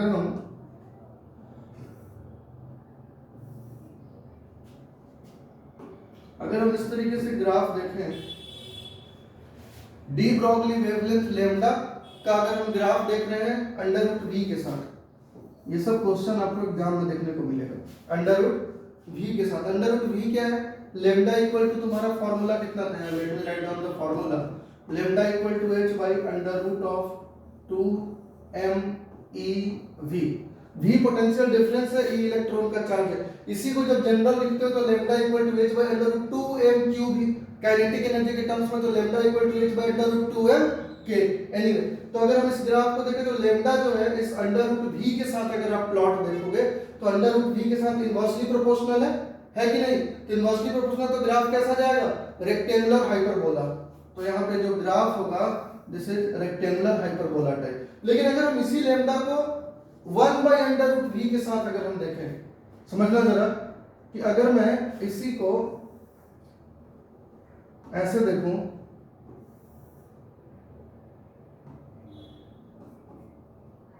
लेमडा ये रहा और 1 बाय अंडर रूट v, अब मैं v नहीं ले रहा, अब मैं क्या ले रहा हूं 1 बाय अंडर रूट v। तो अगर इसके साथ इसका ग्राफ देखोगे तो कैसा होगा ग्राफ बताओ, 1 बाय अंडर रूट v के साथ देखोगे तो स्ट्रेट लाइन ग्राफ आएगा और वो भी ऑरिजिन से पास करेगा, straight line graph passing through origin. और ये क्यों है straight line passing through origin, let me explain.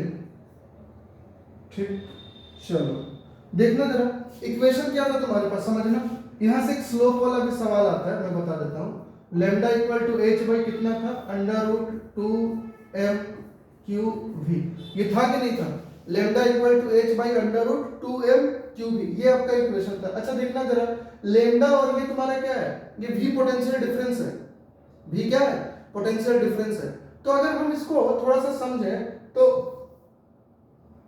2 constant है, m कांस्टेंट है, q कांस्टेंट, इलेक्ट्रॉन का चार्ज फिक्स है, Planck's constant is the constant. तो अगर मैं लेमडा का 1 बाय अंडर रूट v के साथ ग्राफ प्लॉट करता हूं तो क्या मैं इसको ऐसे लिख सकता हूं, h by under root of 2m cube multiply by 1 by under root v, एक ही बात है दोनों मैथमेटिकली, बिल्कुल ठीक है।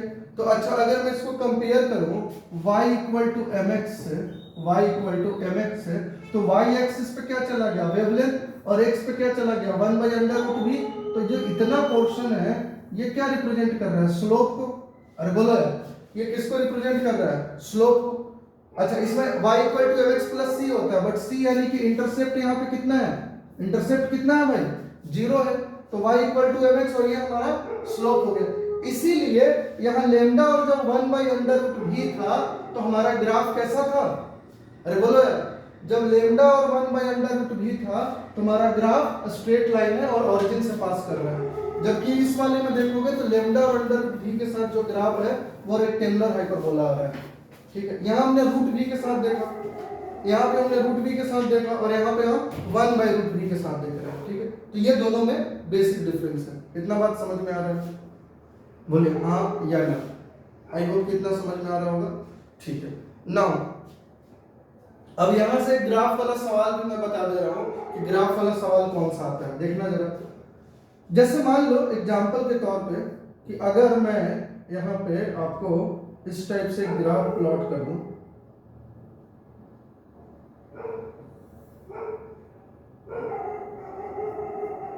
अगर हम यहाँ पे ग्राफ प्लॉट कर दें, मान लो लेट अस सपोज कि मैं इस टाइप पे कुछ ग्राफ बना दूं,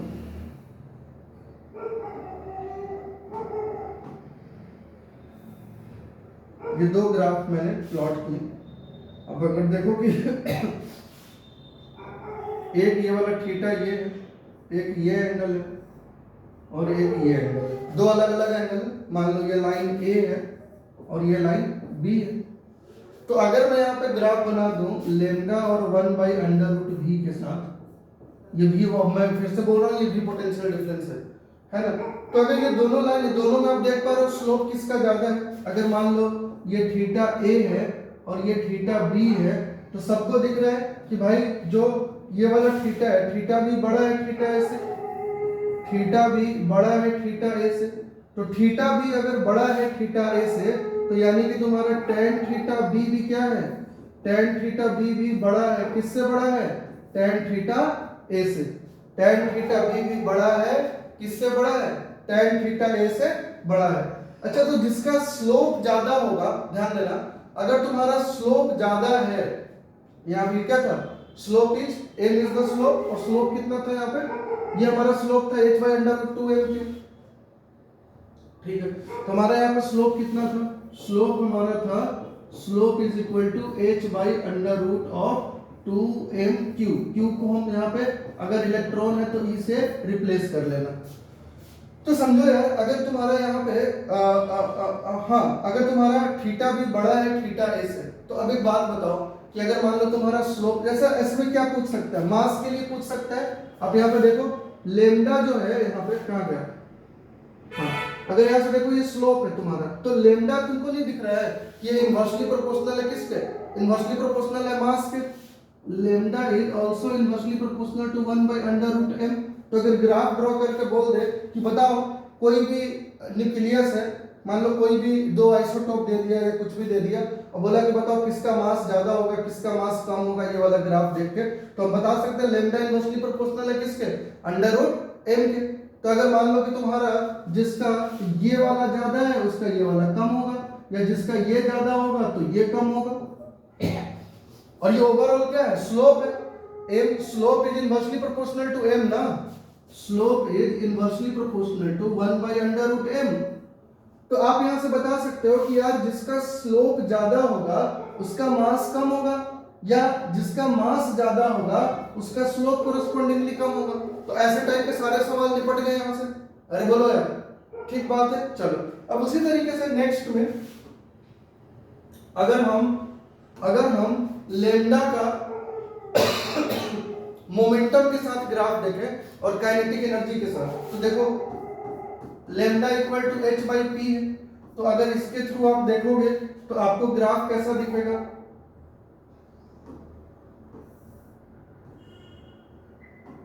यहाँ पे ग्राफ कैसा दिखेगा, अगर ये लेमडा है और ये p है तो लेमडा और p इनवर्सली प्रोपोर्शनल है। जब भी दो चीज इनवर्सली प्रोपोर्शनल होगी तो कैसा होगा, इनवर्सली प्रोपोर्शनल होगा तो रेक्टेंगुलर हाइपरबोला, एक ये वाला हो गया। दूसरा तुम्हारा अगर मैं इसको रिप्लेस कर दूं lambda equal to h by under root of 2mk से, if you replace with the under root 2mk, और अगर मैं ग्राफ को प्लॉट करूं यहाँ पे तो कितना हो जाएगा, ध्यान देना।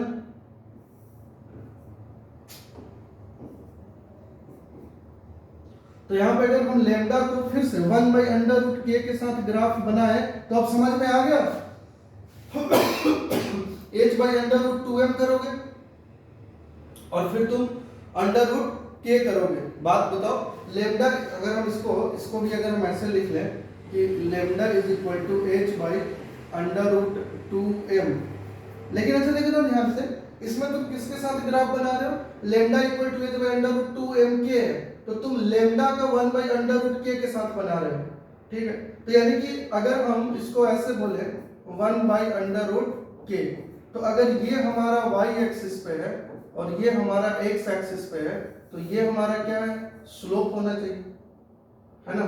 इंटरसेप्ट इसमें भी 0 है तो y इक्वल टू mx है ना, और slope is h by under root 2m। तो अगर लेमडा का तुम k के साथ देखोगे तो ये भी किस मतलब, अगर तुम sorry 1 by under root k कर रहे हो तब तो स्ट्रेट लाइन आ जाएगा, क्या आ जाएगा, स्ट्रेट लाइन आ जाएगा, पहली बात। दूसरी बात कि अगर कोई ग्राफ हमारा लेमडा और k के बीच में 1 by अंडर रूट k की जगह अगर मैं इसी ग्राफ को लेमडा और k के बीच में प्लॉट करूं, अगर मैं ऐसे ग्राफ को प्लॉट कर दिया,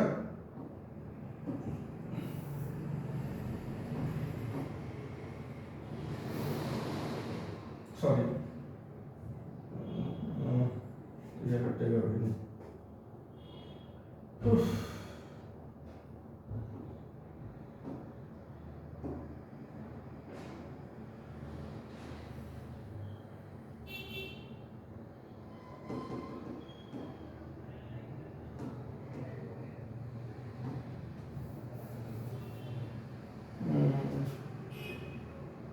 एक सेकंड यार,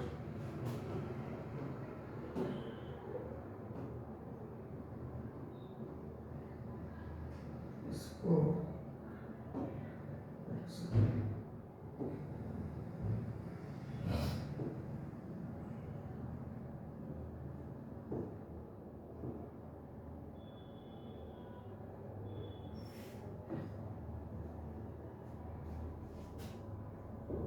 मिरर फ्लिप चलो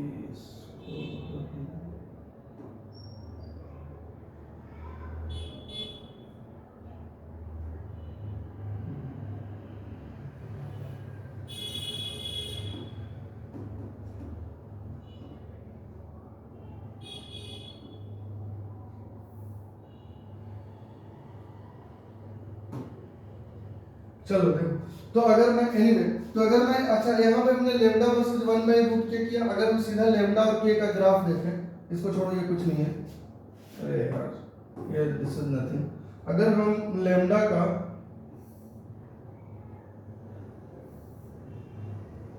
चलो अगर हम लेमडा का सिर्फ के साथ ग्राफ देखें, 1 by naught under root K, we are dealing with the K only.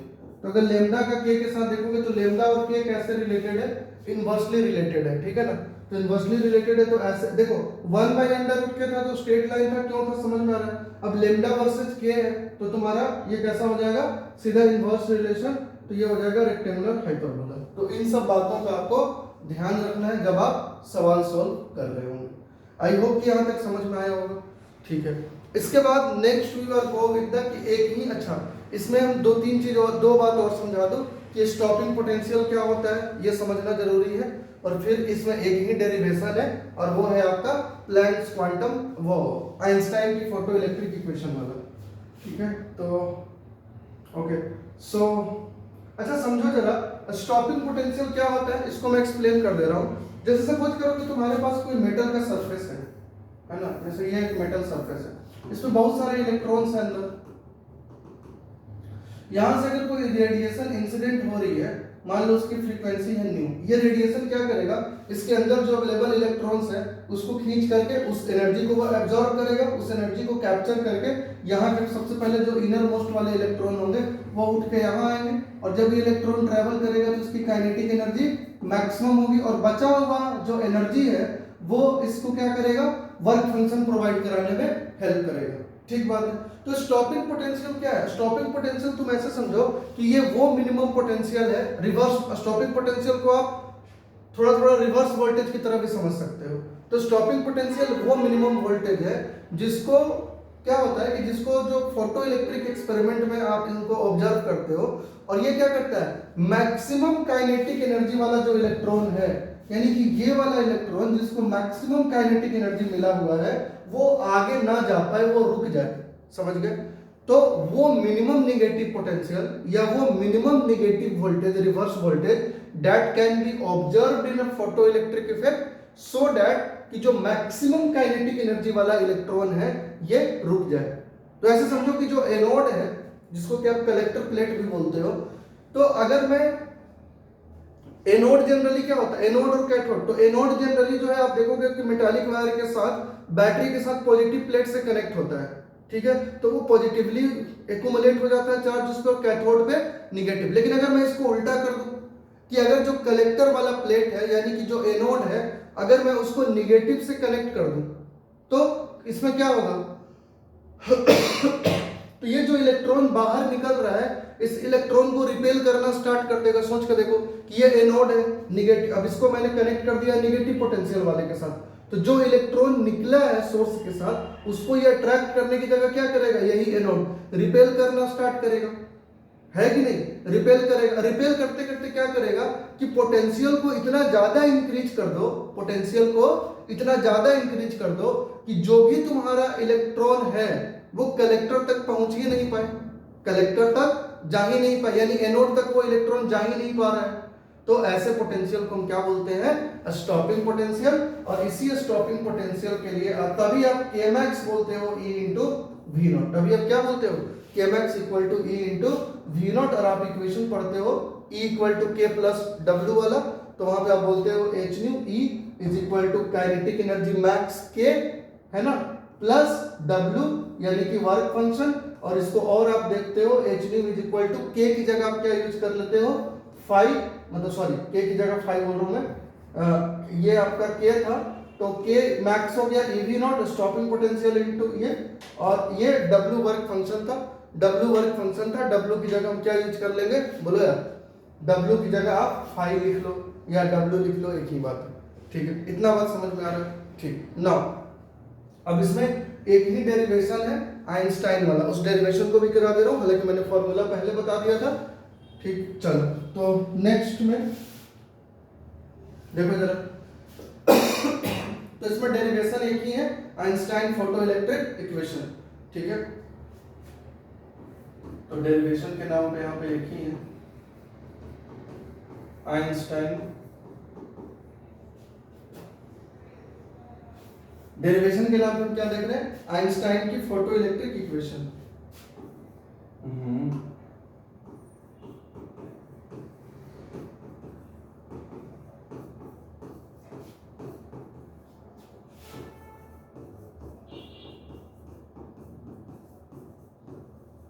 Einstein का देखो फोटो इलेक्ट्रिक इफेक्ट तुमको पता है कि मेटल के सरफेस पे कोई रेडिएशन इंसिडेंट हुई, उसने एब्जॉर्ब किया कुछ एनर्जी को, और एब्जॉर्ब करने के बाद कुछ जो है वर्क फंक्शन प्रोवाइड कराया मेटल को, और कुछ जो था वो मेटल के सरफेस से ऊपर आया, और जब वो ऊपर आया तो वो मूव किया मैक्सिमम काइनेटिक एनर्जी के साथ। इतना बात पता है। तो आइंस्टाइन की जो फोटो इलेक्ट्रिक इक्वेशन थी, इसमें वही चीज है कि प्लैंक्स की क्वांटम थ्योरी ये बोल रही थी कि जो लाइट रेडिएशन है उसके पास that consist of tiny particles, जिसको कि आप क्वांटा या क्वांटम बोल रहे हो, और उसके पास एनर्जी कितना होता है, उसके पास एनर्जी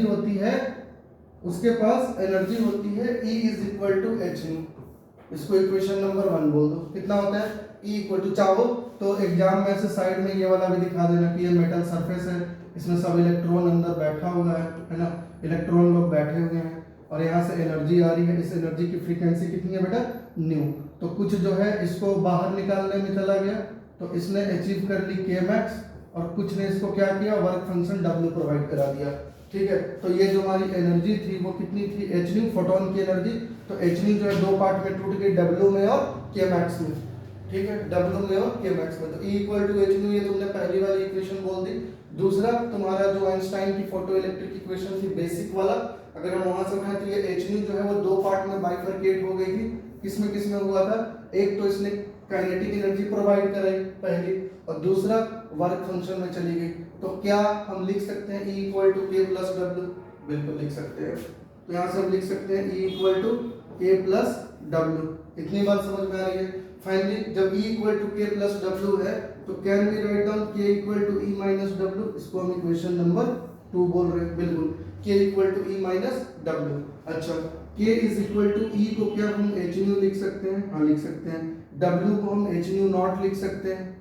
ठीक है, तो k हमारा क्या है, एनर्जी है। अब यही एनर्जी मैक्सिमम हो जाएगी, तो k max is equal to कितना हो जाएगा, h को कॉमन ले लो तो अंदर कितना बचा, nu minus nu not, nu minus nu not. Nu equal to कितना होता है, c बाई लैम्डा।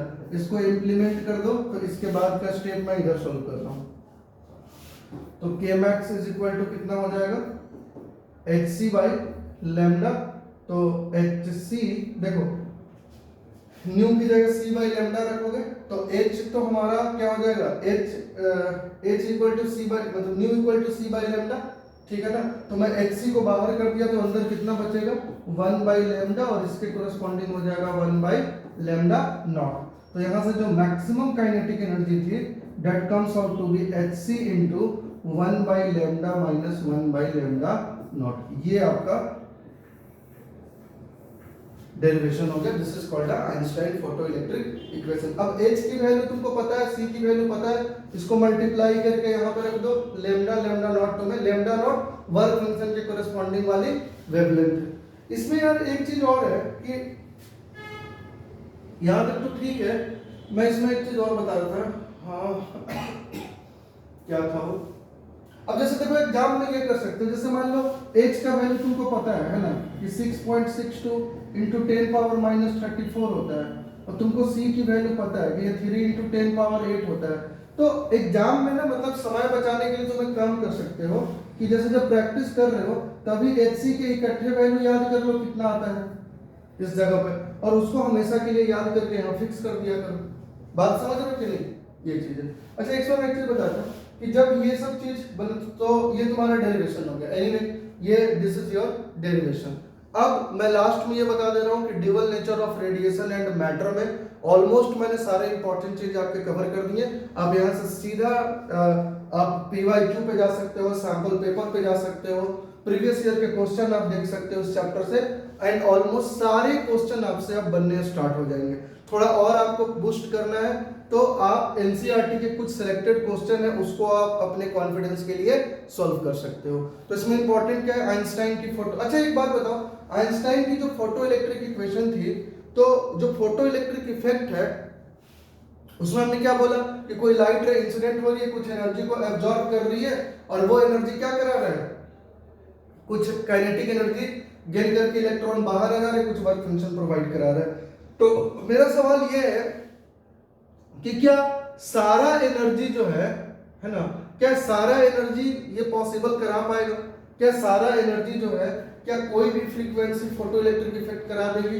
तो नहीं, उसको ध्यान रखना है कि सिर्फ वही वाला करा पाएगा। अच्छा सोच के देखो, मेटल के सरफेस में इलेक्ट्रॉन अंदर बैठा हुआ है, तुमने कोई रेडिएशन डाली, कोई इंसिडेंट रे डाला, उसकी अपनी एक फ्रीक्वेंसी है, let us suppose this frequency is new, और ये जो मेटल है इसका जो वर्क फंक्शन है, मान लो वो इसकी फ्रीक्वेंसी कितनी है, न्यू नॉट है, इसकी कितनी है, न्यू नॉट है।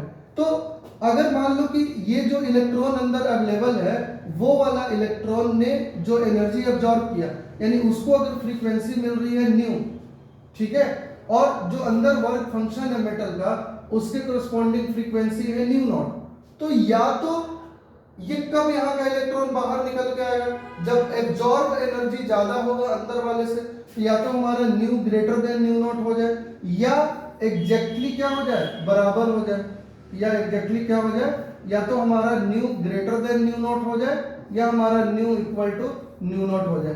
तभी हमारा क्या हो पाएगा, फोटो इलेक्ट्रिक इफेक्ट परफॉर्म हो पाएगा, फोटो इलेक्ट्रिक देखने को मिलेगा। अगर मान लो हमारा new less than nu not से, तो होगा ही नहीं। क्यों? क्योंकि जो फ्रीक्वेंसी जा रही है, जो एनर्जी जा रही है, उसमें इतनी कैपेबिलिटी नहीं है कि अंदर के इलेक्ट्रॉन को खींच के निकाल पाए। तो इस बात का थोड़ा सा ध्यान रखना है।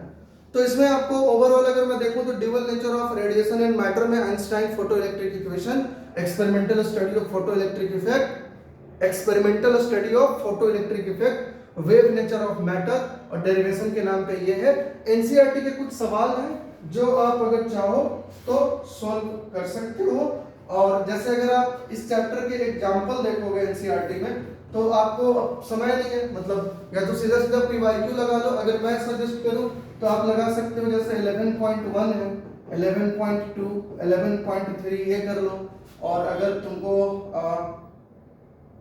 जो एक्सरसाइज वाले सवाल है, ठीक है, अगर एक्सरसाइज के सवाल आपको करना है तो आप कर सकते हो, जैसे 11.1, 11.2 कर लो, और 11.2 के अलावा 11.4 कर सकते हो, 11.4 कर सकते हो।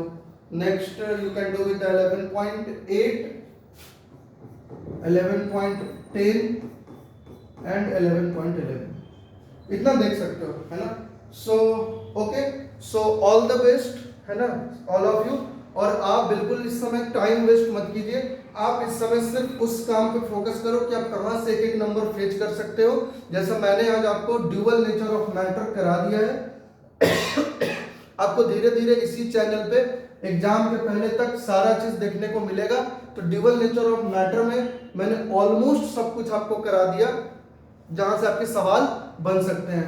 अब आपको क्या करना है, आप सीधा अपनी वाईक्यू पे जाइए, सीधा आप सैंपल पेपर के आप देखो क्या करो बेटा, सैंपल पेपर में आप क्वेश्चन ढूंढो कि ड्यूअल नेचर के कौन कौन से सवाल हैं, या बहुत सारे ऐसे क्वेश्चन बैंक आते हैं जो चैप्टर वाइज होते हैं, ठीक है, तो वहां से आप जाकर के देखो कि क्या इतना पढ़ने के बाद सवाल बन जा रहा है, ठीक है। और आई होप कि आपको सारे सवाल बनेंगे, ठीक है।